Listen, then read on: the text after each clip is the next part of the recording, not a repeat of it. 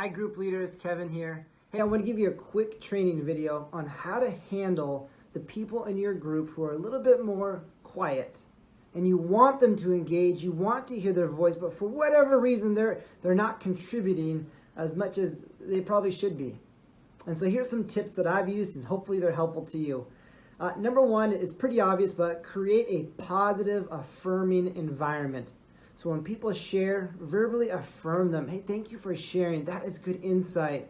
Let them know that this is a safe place to share their thoughts and their opinions and have discussion.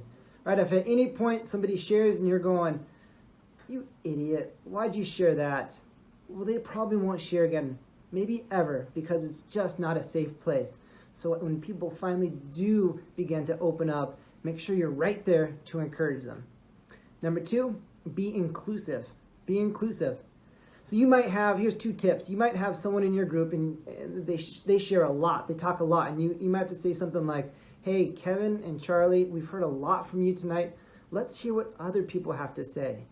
At that point, Kevin and Charlie should probably recognize that we're trying to engage more people in the group. Another tip you could use is this. Everybody's going to answer this question. So give me just a short answer to this question, and then everyone in the group has to answer it. Number three, format your group in a way that makes the quieter person engage. So for our group, we start off socially. There's no pressure to share these deep theological answers. It's, hey, how was your week? What went well? What didn't go well? What's your pow? What's your wow? Your pow is the worst thing that happened. Your wow is the best thing. And sometimes just talking socially begins to open people up.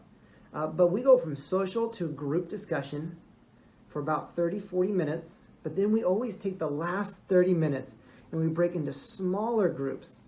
So if there's 12 people in our group, we'll take the last 30 minutes and get into groups of 6.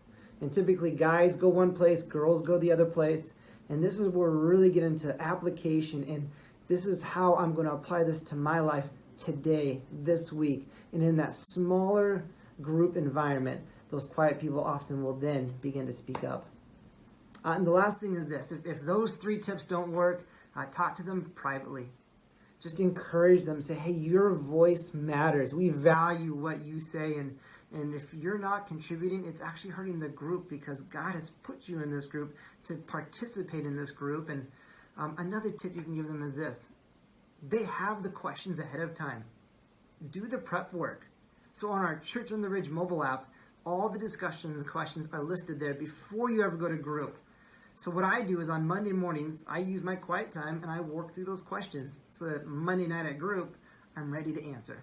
So hopefully these tips help. Hopefully the quiet people, you can begin to engage them a bit more and you'll really see those group dynamics grow. Love you guys. Have a great group.